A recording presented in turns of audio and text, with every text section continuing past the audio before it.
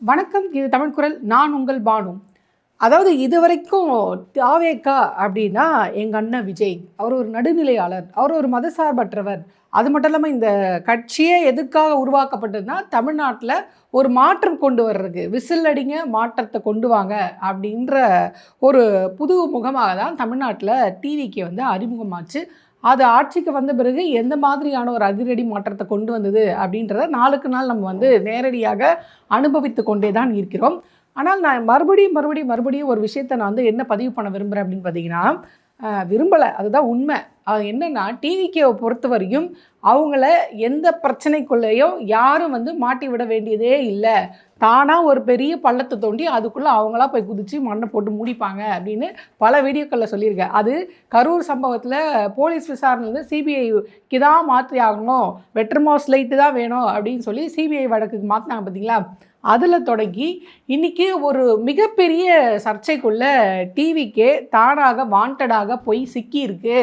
அது ஒரு தன்னைத்தானே ஒரு பெரியார் கொள்கைவாதி, நான் மதச்சார்பற்றவர், எல்லா மதத்துக்கும் சொந்தமானவர் அப்படின்ற போர்வையில் இருந்து இங்கு ஒரு கிறிஸ்துவ ராஜ்யத்தை நோக்கி கிறிஸ்தவர்களை ஒரு புறமாக இழுக்கக்கூடிய வேலையில் டிவிக்கே இறங்கியிருக்கு. அவங்க கிறிஸ்துவர் ஓட்டை டார்கெட் பண்ணுறாங்க, தன்னைத்தானே கிறிஸ்துவ மத அடையாளத்தை காட்டிக்கிறாங்க அப்படின்ற வாதத்துக்கு இன்னும் ஓப்பனாக வெளிப்படையாக சொல்லப்போனால் நிறைய பேர் இன்றைக்கி என்ன மாதிரியான கமெண்ட்ஸ் போட ஆரம்பிச்சிட்டாங்கன்னா, சட்டமன்றத்தில் இன்றைக்கி ஒரு மதசார்பான வாதங்கள், மதசார்பான விஷயங்கள் பேசப்படும் போது அது ஒரு மதத்தை சார்ந்து இயங்கக்கூடிய இடமாக, அதாவது கட்சியாக டிவிக்கே மாறுகிறது அப்படின்ற மாதிரிலாம் பேச ஆரம்பிச்சிட்டாங்க. ஸோ இந்த இடத்துலேருந்து அந்த இடத்துக்கு டிவிக்கே தன்னைத்தானே நகர்த்தி கொண்டதற்கான காரணம் என்ன? இதை பாஜக எப்படி தனக்கு ஃபேவராக பயன்படுத்தி கொள்கிறது? ஏமா டிவிக்கே பாஜகவுடைய பி டீம்ன்ற, அப்போ அந்த மாதிரி ஒரு இடத்துக்கு போனாங்கன்னா அதை பாஜக எப்படி தனக்கு ஃபேவராக யூஸ் பண்ணிக்கும்? பாஜக பொறுத்த வரைக்கும் அவங்க ஒருத்தவங்களை தனக்கு ஃபேவராக இறக்கி விடுவாங்க, வேலை செய்ய விடுவாங்க, விளையாட விட்டு பார்ப்பாங்க. கடைசியில் அந்த மேட்ச் வின்னு அப்படின்னு தெரியும்போது இவன் என்ன பண்ணுவாங்கன்னா, கடைசி பேட்டிங்கில் ஒரு 6 அடிச்சுட்டு, பார்த்தியா நான் தான் மேன் ஆஃப் த மேட்ச் அப்படின்னு சொல்லி அவங்க அதை மொத்தமாக ஆட்டையை போட்டு அதிகாரத்தில் உட்கார்ற வேலையை ரொம்ப அழகாக பாஜக பார்க்கும். ஸோ என்னதான் டிவிக்கே இவங்களுக்கு சொல்கிற பிள்ளை, அதாவது எள்ளுனா எண்ணெயாக நிற்கிதுன்னு சொல்லுவாங்க இல்லையா, அந்த மாதிரி ஒரு கட்சியாக இருந்தாலும் நேரடியாக நானே களத்தில் இறங்குற வழி வராது அப்படின்றது தான் பாஜகவுடைய கொள்கை, கோட்பாடு எல்லாமே. அப்போது டிவிகேவை எப்படி, அதாவது டிவிகேவோட இந்த மத அரசியல் இருக்குது பார்த்தீங்களா, இதை எப்படி இவங்க பாஜக இவங்க கிறிஸ்டின்ஸ் எல்லாம் ஒரு பக்கம் இழுக்கிறாங்க, அதை அப்படியே பயன்படுத்தி நாங்கள் இந்துக்களோட்டை இந்த பக்கம் யூஸ் பண்ணிக்க போகிறோம் அப்படின்ற மாதிரி பாஜக ஒரு புது ஆப்ரேஷன் ஒன்று ஆரம்பிச்சிருக்கு. இதுக்கு முன்னாடி ஆப்ரேஷன் லோட்டஸ் அப்படின்ற மாதிரி ஒன்று பண்ணாங்க. ஸோ அது ஒரு தெலுங்கு ஆக்டர் கூட ஒரு இன்டர்வியூ கொடுத்து அது ரொம்ப ஃபேமஸ் ஆச்சு. ஸோ அது எப்படி இந்த அளவுக்கு பொருந்தி போகுது அப்படின்னு இந்த சூழலை நம்ம பொருத்தி பார்க்கலாம். ஸோ இதே மாதிரி ஆப்ரேஷன் அரசியல் அப்படின்ற மாதிரி ஒரு புது ஆப்ரேஷனை டிவிகேவுடைய இந்த செயல்பாடை வச்சு முழுக்க அவங்க அப்படிப்பட்டவர்கள் தான், இதற்காகத்தான் முதலே நாங்கள் சொன்னோம், உங்களை பாதுகாப்பதற்காக ஒரு கட்சி நாங்கள் இங்கே இருக்கிறோம் அப்படின்னு இந்துக்களை, அதோட இந்துக்களுடைய ஓட்டுகளை டிவிகே பக்கம் இருந்து தன் பக்கம் இழுக்கிறதுக்கான முயற்சியில் பாஜக ஆப்ரேஷன் அரசியல் அப்படின்ற பேரில் இறங்கியிருக்காங்க. இது எப்படி டிவிகேவுடைய எதிர்கால அரசியலை பாதிக்கப் போகிறது அப்படின்றத கொஞ்சம் விரிவாகவே நம்ம பார்ப்போம். முதலமைச்சர் தொடங்கி அந்த கட்சியோட அமைச்சர் வரைக்கும் பல இடங்களில் தன்னை ஒரு குறிப்பிட்ட மதத்தை சார்ந்தவராக அடையாளப்படுத்துகிறார்கள். அவங்களே ஓப்பனாக அதை அந்த அடையாளத்தை காட்டும் போது நம்மளும் ஓப்பனாக அதை சொல்லிக்கலாம். அது மட்டும் இல்லை, அந்த சிலுவை அடையாளம், கிறிஸ்துவ அடையாளம், கிறிஸ்துவ மதத்துக்கு சம்பந்தமான எல்லா அடையாளங்களும் அவங்க காட்டுறாங்க. ஃபஸ்ட்டு இதை தொடங்கி வச்சவர் யார் அப்படின்னு பார்த்தீங்கன்னா, முதலமைச்சர் விஜய் அவர்கள் தன்னுடைய கேபினில் அந்த கிறிஸ்துவ மதத்தை சார்ந்த அடையாளத்தை வச்சு அது பக்கத்தில் அவர் அந்த இதை பார்க்குற மாதிரி ஒரு ஃபோட்டோ எடுத்து இன்ஸ்டாகிராமில் போடுறாங்க. அது அப்பயே சர்ச்சைக்குள்ளாச்சு.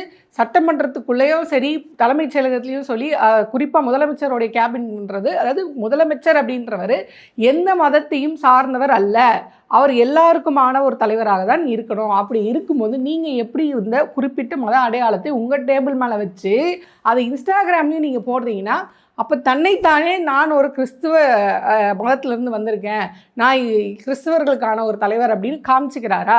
தன்னுடைய மத அடையாளத்தை இவ்வளோ ஓப்பனாக காட்ட வேண்டிய அவசியம் விஜய் அவர்களுக்கு எங்கேருந்து வருது? அதன் மூலியமாக அவர் எதை அறுவடை செய்ய விரும்புகிறார் அப்படின்ற முதல் கேள்வி அங்கே ஆரம்பிச்சது. ரெண்டாவது சர்ச்சைக்குரிய விஷயம் என்ன அப்படின்னு பார்த்தீங்கன்னா, அமைச்சர் மரிய வில்சன் அவர்கள், அதாவது அன்பின் மொழி, அறிவின் மொழி, அமைதியின் மொழி அப்படின்னு மொழிக்கு புது புது அடையாளத்தை அவர் வந்து கற்பிச்சுட்டு இருந்தார் சட்டமன்றத்தில். அவர் அதோடு நிறுத்தியிருந்தாருன்னா பிரச்சனை இல்லை. ஆனால் அந்த மொழி எல்லாமே தமிழை படித்தவங்களுக்கு கூட வராது, இந்த மாதிரி கிறிஸ்துவத்தை படித்தவர்கள், நான் பைபிளை படித்தவர்கள் தான் வரும் அப்படின்னு பேசி அது இன்னும் மிகப்பெரிய சர்ச்சையாச்சு. கூடவே வந்து இலவச இணைப்பா I am a born Christian அப்படின்னு சொல்லிட்டார். இப்போ கிறிஸ்டியன் வந்த பிறகு பார்ன் கிறிஸ்டியனுக்கு மட்டும் தான் அந்த அன்பின் மொழி வருமா அப்படின்னு அதுக்குள்ளே பிரச்சனையே வந்து கிறிஸ்டியன்னு பேசினே தப்பு இல்லை, பார்ன் கிறிஸ்டியன்னா அப்போ நாங்கள் மதம் மாறி போன கிறிஸ்டியனுக்குலாம் அது வராதா அப்படின்னு அவங்க தனியாக ஒரு பிரச்சனை பண்ணிகிட்டு இருக்காங்க. அது தனி சாப்டர். இப்போ என்னென்னா, இந்த இடத்துல தமிழை விட நீங்கள் வந்து ஒரு கிறிஸ்தவராக பிறப்பதன் மூலயமாக எனக்கு அன்பின் மொழி வரும், அமைதியின் மொழி வரும், அந்த மொழி வரும், இந்த மொழி வரும் பேசுகிறீங்கன்னா அப்போ நீங்கள் தமிழை எந்த இடத்துல நீங்கள் கொண்டு போய் வச்சுருக்கீங்க அப்படின்ற ஒரு பெரிய சர்ச்சை வந்து உருவாகுச்சு. நீங்கள் என்னப்பா லண்டனில் படிச்சியா இல்லை பிரிட்டிஷோடைய பரம்பரையா அப்படின்னு கிழிச்சியெல்லாம் தொங்க விட்டாங்க. அதுக்கு அடுத்த நாள் சட்டமன்றத்தில் வந்து அவர் வந்து கிட்டத்தட்ட மன்னிப்பு கேட்குற மாதிரி, இது என்னோடய முதல் பேச்சு, அதனால் மன்னிப்பு நேரடியாக கேட்கல, கிட்டத்தட்ட அதுக்கு வருந்துற மாதிரியான ஒரு ஆக்ஷனை போட்டார். ஸோ அதே மாதிரி ஒரு சர்ச்சைக்குரிய விஷயம் இதே அமைச்சர் மரிய வில்சன் அவர்கள் என்ன பண்ணார் அப்படின்னு பார்த்தீங்கன்னா, பட்ஜெட் படிக்கும்பொழுது ஜெபமாலையை அந்த பட்ஜெட்டோட கொண்டு வந்தது, அதுவும் மிகப்பெரிய இஷ்யூ ஆச்சு. இப்போது செங்கோல், அதாவது புதிய பாராளுமன்றம் திறக்கும்பொழுது பாஜக இந்துவோடைய அடையாளத்துவமாக இருக்கக்கூடிய அந்த செங்கோல், அதில் தான் அந்த நந்தி சின்னத்தெல்லாம் பொறிச்சு கொண்டு வந்த போது அதை எப்படி நீங்கள் பாராளுமன்றத்துக்குள்ளே இந்த மாதிரி ஒரு குறிப்பிட்ட மத அடையாளத்துக்கு இதுவாக இருக்கக்கூடிய ஒரு விஷயத்தை நீங்கள் கொண்டு வருவீங்க, அங்கே வச்சு யாகம் பண்ணுறீங்க, சாமியார்களை கூப்பிட்டு வந்திருக்கீங்க, இதெல்லாம் தப்பு இல்லையா அப்படின்ற மாதிரியான ஒரு பெரிய சர்ச்சை வந்து அப்போ வெளியாச்சு. குறிப்பாக இந்த செங்கோல் வந்து ரொம்ப பேசு பொருளாக ஆச்சு. ஏன்னா அது குறிப்பிட்ட இந்து அடையாளத்தை வந்து காட்டுது அப்படின்னு. இப்போ அவங்க அங்கே கொண்டு வந்த அந்த செங்கோல் அப்படின்றது ஒரு பெரிய பிரச்சனையாக பார்க்கப்படுது, மத அடையாளமாக பார்க்கப்படுதுன்னா, இவர் ஜெபமாலையே சட்டமன்றத்துக்கு பட்ஜெட்டை படிக்கும்போது கொண்டு வர்றது அப்படின்றது எவ்வளோ பெரிய விஷயமாக நாங்கள் பார்க்க வேண்டியதாக இருக்கிறது. தப்பு இல்லையா? ஒரு அமைச்சர்ன்றவர் தனிப்பட்ட முறையில் இன்னொருத்தராவது திருப்பதிக்கு கொண்டு போய், அதுவே புரோட்டோகால் படி தப்பு, திருப்பதிக்கு கொண்டு போய் வச்சு இது பண்ணிட்டு கொண்டு வந்தது. ஆனால் அவராவது சட்டமன்றத்துக்கு வெளியே வரையும் பண்ணார். ஆனால் சட்டமன்றத்துக்கு உள்ளேயே நான் இதை செய்வேன் அப்படின்னு அவங்க செய்கிறது அப்படின்றத பாஜகவோடு நம்ம இதை ஒப்பிட்டு பார்க்க வேண்டியதாக இருக்குது. அது எப்படி நீங்கள் சட்டமன்றத்துக்குள்ளே ஜெபமாலையை வந்து பட்ஜெட் படிக்கும்போது அந்த பட்ஜெட்டோடு சேர்த்து நீங்கள் கொண்டு வர்றத இதையும் அதையும் வந்து பொருத்தி பார்த்து மக்கள் வந்து அப்போ நீங்கள் ஒரு சார்பாக, ஒரு மதத்தை சார்பாக இயங்கக்கூடியவரா அப்படின்ற கேள்வியை வந்து அவங்க கேட்க ஆரம்பித்தாங்க. ஸோ இது ஒரு மிகப்பெரிய பதட்டத்தை உண்டு பண்ணுது. இப்போ இந்த பதட்டெல்லாம் அடங்கிறதுக்கு முன்னாடியே என் பங்குக்கு நானும் ஏதாவது பண்ணியாகணும். ஏன்னா டிவிகேவை பொறுத்த வரைக்கும் ஏதாவது பண்ணி பேச பொருளாக வந்து லைம் லைட்டில் இருந்துகிட்டே இருந்தால் மட்டும்தான் நீங்கள் வந்து தொடர்ந்து ஃபேமஸ் ஆக முடியும். ஏன்னா நம்மளுக்கு அந்த கட்சியை பொறுத்தவரை 5-6 பேர் தான் வந்து ரொம்ப ஃபேமஸாக நம்மளுக்கு தெரியும், மற்றபடி பெருசாக யாரும் தெரியாது. ஏன் அப்படி? அந்த 5-6 பேர் எப்படி தெரியும்? ஏதாவது மாநிலத்துக்கு உடைய உரிமைக்காக போராடி தெரியுமா, இல்லை கைதாகி உள்ளே போனதுனால தெரியுமானா கிடையாது. ஒருத்தர் கஞ்சா பவுடர் சாரி குழந்தைக்கு மருந்து கொடுக்கறது எப்படி அப்படின்னு நம்மளுக்கு வந்து போட்டு காமிச்சு அதன் மூலியமாக பிரபலமானவங்க. இன்னொருத்தவங்க வந்து ஃபேக்காக ஒரு ரீல்ஸை போட்டு நான் இதை பண்ணேன் அதை பண்ணேன் அப்படின்னு சொல்லிட்டு எப்படி ரியல் எஸ்டேட்டுக்கு ரீல்ஸ் போடுவாங்களோ அந்த மாதிரி ரீல்ஸ் போட்டு மாட்டின ஒரு அமைச்சர். இன்னொரு அமைச்சர் இதுக்கு முன்னாடி பட்டிமன்றத்தெல்லாம் பேசி பிரபலமான இன்னொரு அமைச்சர், அவர் யாருன்னு உங்களுக்கு தெரியும். அப்புறம் ஜெயசேதி பிரபாகரர் அவர்கள். ஸோ இன்னொருத்தர் தன்னுடைய சொந்த கட்சி கூட்டத்தில் சொந்த கட்சியால் வச்சே பாட்டில் அடித்து திமுக மேலே பழிய போட்டு பிரபலமானவர்கள் அப்படின்னு இப்படி அடிக்கிட்டே போகலாம். இந்த பிரபலமானவர்கள்லாம் எதுக்கு பிரபலமானாங்க, ஏன் பிரபலமானாங்க அப்படின்னு அடிக்கிட்டே போனால் ஒன்று கூட வந்து மாநில உரிமைக்காக போராடி பிரபலமானவர்களாக இருக்க மாட்டாங்க. இந்த மாதிரியான இஷ்யூவில் சிக்கி பிரபலமானவர்களாக தான் இருப்பாங்க. எப்படி ஒரு சீரியலில் வந்து டிஆர்பி ஏறணும் அப்படின்னா ஏதாவது ஒரு வில்லங்க பண்ணுவாங்க. ஒரு ஷோ போகுது, அது ஒரு டிஆர்பி ஏற்றணும் அப்படின்னா வேணும்னே ஃபைட்டு வைப்பாங்க, அது ஜட்ஜஸ்க்கும் அந்த இதுக்கும். ஸோ அந்த மாதிரி இவங்க தன்னைத்தானே வெளியே தெரியணுன்றக்காக இப்படிலாம் பண்ணுறாங்களா அப்படின்றது தெரியல. ஸோ விஷயத்துக்கு வரும். இப்போ இந்த மாதிரி நானும் ஏதாவது பண்ணுறேன், மரிய வில்சன் பண்ணியிருக்காரு, விஜய் அவர்கள் பண்ணியிருக்காரு. ஒரு முதலமைச்சரோ அமைச்சரோ பண்ணும்போது நான் ஒரு சபாநாயகர், என் லெவலுக்கு நான் எதாவது பண்ண வேண்டாமா அப்படின்னு சொல்லிட்டு சபாநாயகர் ஜேசிடி பிரபாகர் என்ன பண்ணியிருக்காருன்னா, மார்ச் ஃபார் லைஃப் அப்படின்னு சொல்லிட்டு கருவில் இருக்கும், அதாவது கருவில் உருவாகும் அந்த குழந்தைக்கு வந்து உயிர் இருக்கிறது, அந்த கருவுக்கே உயிர் இருக்கிறது, அதை நீங்கள் வந்து அபார்ஷன் பண்ணக்கூடாது, அது ரொம்ப தப்பு, ஒரு குழந்தை உருவாகும் போதே அதுக்கு உயிர் உருவாயிடுச்சு, அதை அபார்ட் பண்ணக்கூடாது அப்படின்னு சொல்லி அந்த கருக்கலைப்புக்கு எதிரான ஒரு பேரணியில் போய் இவர் வந்து குறிப்பிட்ட அதாவது அந்த மதத்தை சார்ந்து இது ஆர்கனைஸ் பண்ணாங்க, அதில் போய் இவர் கலந்துக்கிறாரு, அதை ஆதரவும் தெரிவிக்கிறாரு. இப்போ இவர் இந்த மாதிரி ஆதரவு தெரிவிக்கிறது அப்படின்றது என்ன எல்லாரும் கேட்குறாங்கன்னா, அமெரிக்காவில் இந்த வலதுசாரி சிந்தனையாளர்கள் இருக்காங்கல்ல, இவங்கெல்லாம் இதுக்கு வந்து ஆதரவு தெரிவிப்பாங்க. ஆனால் இங்கே நான் ஒரு பெரியாரிஸ்ட்டு, நான் ஒரு நடுநிலையாளர், நாங்கள் எந்த மதத்தை சார்ந்தவர்கள் அல்ல அப்படின்னு பேசிய ஜேசிடி பிரபாகர் அவர்கள் இந்த மாதிரியான ஒரு குறிப்பாக பெண்களுடைய உரிமை கையை வைக்கிற அளவுக்கான ஒரு விஷயத்தில் போய் நாங்கள் தான் பெண்களுக்கே பாதுகாப்பு, நாங்கள் வராத வரைக்கும் இந்தியா தமிழ்நாட்டில் இல்லை, இந்தியாவில் இல்லை, உலகத்தில் இருக்க பெண்களுக்கே பாதுகாப்பு இல்லாமல் சுற்றிட்டு இருக்காங்க, அவங்களுக்கெல்லாம் பாதுகாப்பு கொடுக்கறக்கே தேவனால் நேரடியாக அனுப்பப்பட்டவர் தான் எங்கள் அண்ணன் அப்படின்ற அளவுக்கு பெருசாக பர்ஃபார்ம் பண்ணாங்க. இப்போ அந்த குரூப்பில் இருந்து தான் ஜேசிடி பிரபாகர் அவர்கள் இந்த மாதிரி ஒரு கருத்து தெரிவிக்கக்கூடிய கூட்டத்துக்கு போய் பங்கெடுத்துக்க ஆதரவும் தெரிவித்தது ஒரு மிகப்பெரிய அதிர்வலையை வந்து ஏற்படுத்தி இருக்கிறது. அதை எப்படி, அதாவது பெண்கள் கருக்கலைப்பு அப்படின்றது அது இஷ்யூ சார்ந்து இருக்குது, அது எந்த சூழ்நிலையிலும் அந்த பெண் அந்த அதாவது என் உடம்பு என் உரிமை அப்படின்ற இடத்துக்கு இன்றைக்கி பெண்கள் வந்து நகர்ந்துட்டு இருக்காங்க. இப்போ ஒரு கரு கலைப்பு அப்படின்றது எது சார்ந்து அது நடக்குது, அந்த பெண்ணுக்கு அந்த கருவை தாங்கக்கூடிய சக்தி இருக்கா இல்லையா, அது சரியான வயது தானா, அந்த மெச்சூரிட்டி அந்த உடம்புக்கும் அந்த மென்டலாகவும் ஃபிசிக்கல் அண்ட் மென்டலாகவும் அந்த பெண்ணுக்கு அது தயாராக இருக்கிறார்களா, ஒரு குழந்தை பெற்றுக்க வேணான்ற உரிமை ஒரு பெண்ணுக்கு இருக்குது அப்படின்ற இடத்துக்கு நோக்கி பெண்கள் நகர்ந்து கொண்டு இருக்கும்போது, இன்னும் மதத்தில் இப்படி சொல்லப்பட்டிருக்கு, கிறிஸ்துவ மதத்தில் இப்படி சொல்லப்பட்டிருக்கு, அதனால் நாங்கள் வந்து இதை ஆதரிக்கிற கருக்கலைப்பு அப்படின்றது பண்ணக்கூடாது அப்படின்னு வந்து இப்போ கருக்கலைப்பு பண்ணக்கூடாதுன்னா, இப்போ ஒரு பொண்ணை வந்து இப்போ நிறைய பெண்களுக்கு எதிரான வன்முறைகள் வந்து உலகம் பூராவே வந்து நாளுக்கு நாள் அதிகரிச்சுட்டு தான் போகுது. குறிப்பாக இன்றைக்கி இவங்க ஆட்சியிலையும் நம்ம வந்து பார்த்துட்டு தான் இருக்கோம் எந்த அளவுக்கு மோசமாக இருக்குது அப்படி.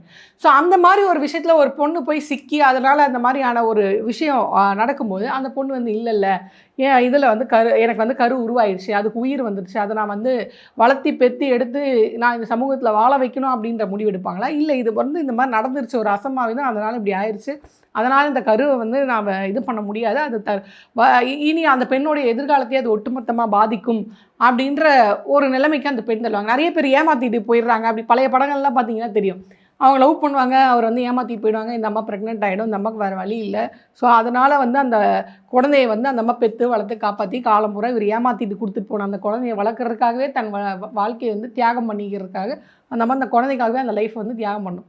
ஸோ அப்படி ஒரு கட்டத்தை ஏமாற்றிட்டு போன ஒருத்தருக்காக நான் லைஃப் லாங் இப்படி கஷ்டப்படணுமா அப்படின்ற மாதிரியான கேள்விகள்லாம் வந்து முன் வச்சு இன்றைக்கி வேறு மாதிரி பெண்கள் போயிட்டுருக்காங்க. என்னோடய உடம்பு என்னோடய உரிமை, என்னை யார் தொடணும் யார் தொடக்கூடாது அப்படின்ற இடத்துக்கு நகர்ந்து கொண்டு இருக்கிற இந்த நேரத்தில் நீங்கள் இப்படியான வாதங்கள் இப்படியான விஷயங்களுக்கு ஆதரவு தெரிவிக்கிறது அப்படின்றது எப்படி எடுத்துக்கிறது? அது பாஜகவுடைய கொள்கைக்கு நிகராக இல்லையா? இப்போ இந்த இடத்துல அதாவது நம்ம நிதித்துறை அமைச்சர் இருக்கார் இல்லையா, மரிய வில்சன், அவர் பேசினார்ல, நாங்கள் வந்து பார்ன் கிறிஸ்டியன், இது அன்பின் மொழியை குடிக்கிறது, இது அமைதியின் மொழி எனக்கு கொடுத்துருக்கு, அது தமிழே கொடுக்காதத எனக்கு அது தமிழை கற்றுக்கிறதுக்கு அவங்கள மட்டும் தமிழை கற்றுக்கிட்டவங்கள கூட முடியாது, என்னால் இந்த கிறிஸ்தவத்தை பைபிளை படிச்சதுனால தான் முடியும் அப்படின்னு சொல்கிறாங்கல்ல. இப்போ இதுக்கும் பாஜகவுக்கும் என்ன வித்தியாசத்தை நம்ம வந்து சொல்ல முடியும்? இப்போ உதாரணத்துக்கு பாஜகவுடைய எம்பி, அதாவது இந்த சுஷ்மா ஸ்வர்மா இருக்காங்க இல்லையா, அவங்க வந்து பேசியிருக்காங்க. அதாவது 1996 முதல்ல பாஜக வந்து நாடாளுமன்றத்தில் தன்னுடைய இந்து அடையாளத்தை வெளிப்படையாக பேசியது இது விஷயம் என்னென்னா, அவங்க வந்து சொல்கிறாங்க, அதாவது பாஜக 1996 13 நாட்கள் ஆட்சியின் போது நடந்த நம்பிக்கை வாக்கெடுப்பின் விவாதத்தில் பாஜகவுடைய மூத்த தலைவரான சுஷ்மா ஸ்வராஜ் வந்து அவங்க ஒரு உரை வந்து நிகழ்த்துறாங்க. அந்த உரையில் அவங்க சொல்கிறாங்க, ஆம், நாங்கள் கலாச்சார தேசியவாதத்தை நம்புகிறோம், நாங்கள் ஒரு இந்து என்பதில் பெருமை கொள்கிறோம், அதில் என்ன தவறு இருக்கிறது, இந்து என்ற சொல் எப்படி மதவாதமாகும் அப்படின்ற மாதிரி அவங்க பேசியிருக்காங்க. இதே மாதிரி பிரதமர் மோடி அவர்களே வந்து இந்த மாதிரி பேசியிருக்காரு. அதாவது 2024 நாடாளுமன்ற கூட்டத்தொடரில் எதிர்க்கட்சி தலைவர் ராகுல் காந்தி அவர்கள் என்ன சொல்கிறாருன்னா, பாஜகவினர் தங்களை இந்துக்கள் என்று சொல்லிக் கொள்கிறார்கள், ஆனால் வன்முறையும் வெறுப்பையுமே பரப்புகிறார்கள் அப்படின்னு வந்து அவர் சொல்கிறார். நீங்கள் இந்துன்னு சொல்லிக்கிறீங்க, ஆனால் வன்முறையை வெறுப்பை வந்து பரப்புறீங்க அப்படின்னு அது கேட்குறாரு. அதற்கு பதில் கொடுக்கும் விதமாக பிரதமர் மோடி அவர்கள் என்ன பண்ணுறாங்க, ஒட்டுமொத்த இந்து சமூகத்தையும் வன்முறையாளர்கள் என்று முத்திரை குத்துவது மிகவும் தவறான விஷயம். அதே மாதிரி தொடர்ந்து பேசினவங்க என்ன சொல்கிறாங்கன்னா, நாங்கள் இந்துக்கள் என்பதில் பெருமை கொள்கிறோம், எங்கள் மதம் அமைதியை கற்பிக்கிறதே தவிர வன்முறை அல்ல.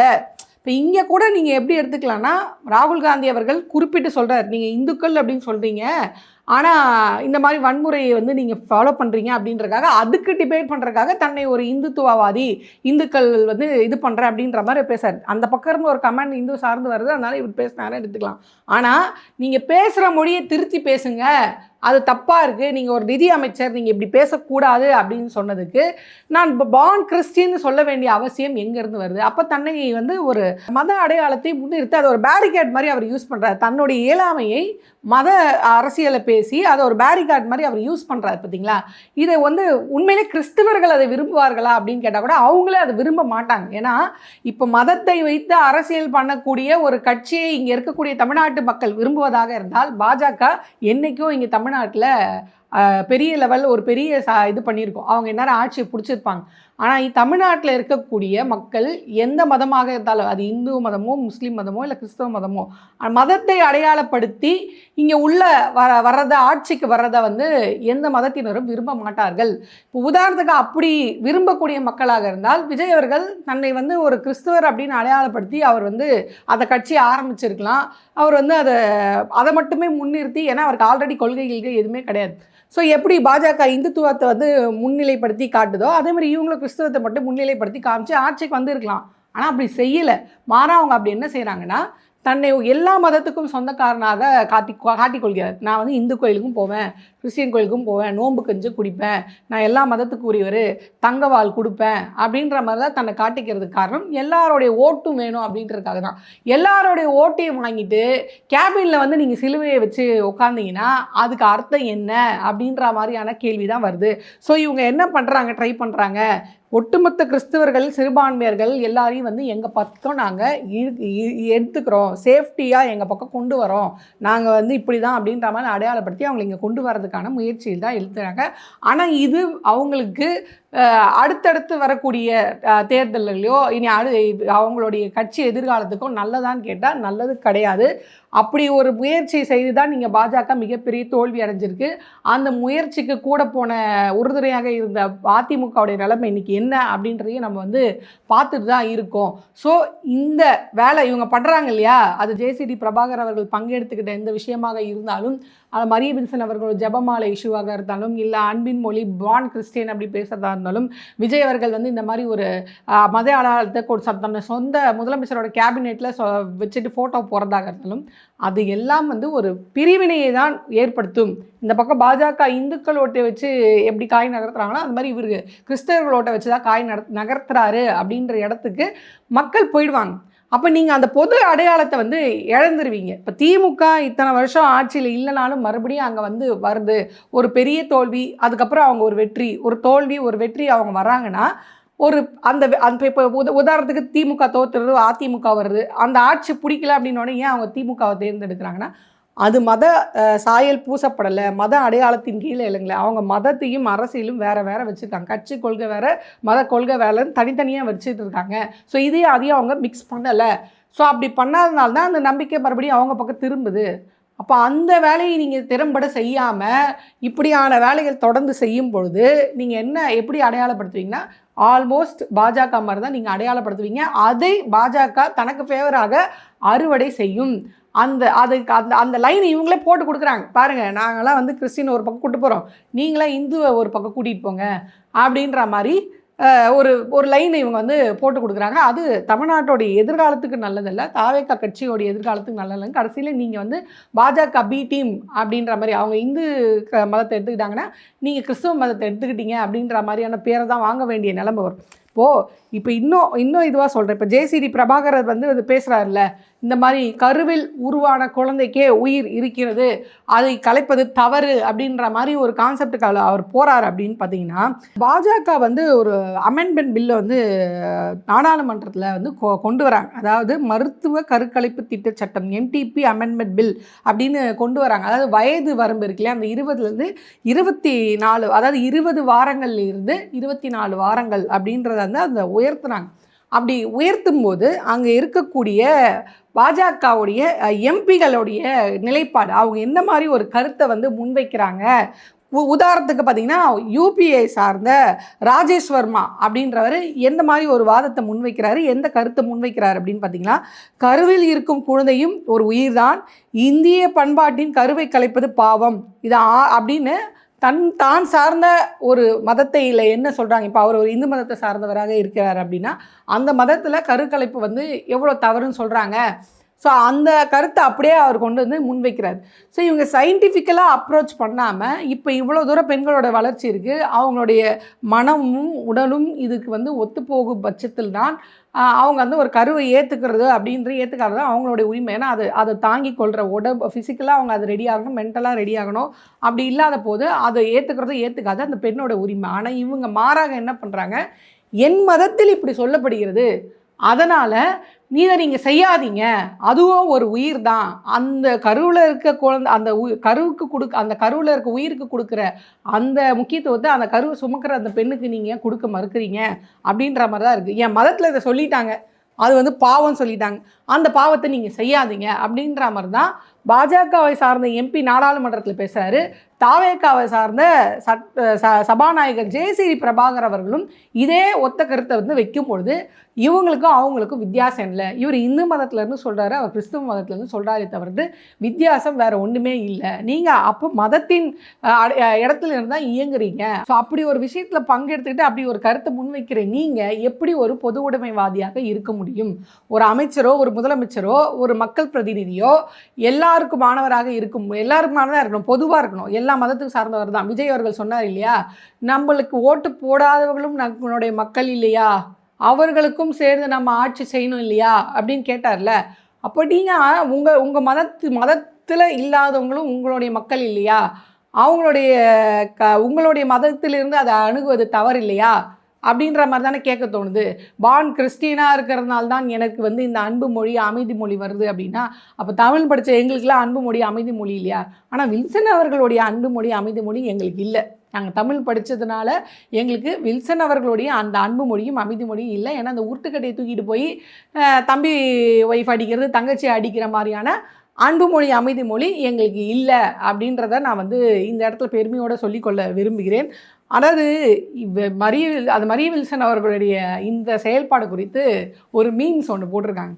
அதாவது உனக்கு தமிழ் ஒழுங்காக பேச தெரியும்னா பேசு, இல்லை பேச தெரியா சொல்லு, உன்னோட இதுக்காகல என்னை ஏன்டா கோத்து விட்டு வேடிக்கை பார்க்குற அப்படின்ற மாதிரி ஜீசஸே வந்து மரிய வில்சனை கண்டிக்கிற மாதிரி ஒரு மீம்ஸ் வந்து வெளியாயிருச்சு. ஸோ அந்த மாதிரி தான், உங்களுக்கு பேச தெரிஞ்சால் பேசுங்க, இல்லைனா பேச தெரியல கற்றுக்கிட்டு பேசுகிறேன் அப்படின்னு சொல்லுங்கள். எதற்கு சும்மா இருக்கிற எங்களை எல்லாம் கொண்டு கூட்டிகிட்டு வந்து இதுக்குள்ளே நுழைக்கிறீங்க அப்படின்னு எல்லாம் வல்ல ஆண்டவரே வந்து ஏன்டா என்ன சோதனைக்கு உள்ளாக்குறீங்க, என்னை ஏன்டா வம்பளை இழுத்து விடுறீங்க அப்படின்ற மாதிரி தான் இருக்குது. ஸோ இந்த செயல்பாடு, இந்த அடையாளப்படுத்துதல் அப்படின்றது தாவேகாக்கு ஒரு மிகப்பெரிய பின்விளைவு தான் வந்து ஏற்படுத்தும். அது சொல்லப்போனால் சமூகத்திலேயே வந்து எல்லாரையும் தனித்தனியாக பிரிக்கிற வேலையை செய்யும். இது பாஜக இதுவரைக்கும் இந்து அடையாளத்தை வைத்து இந்து மக்களை டார்கெட் பண்ணி செஞ்சாங்க.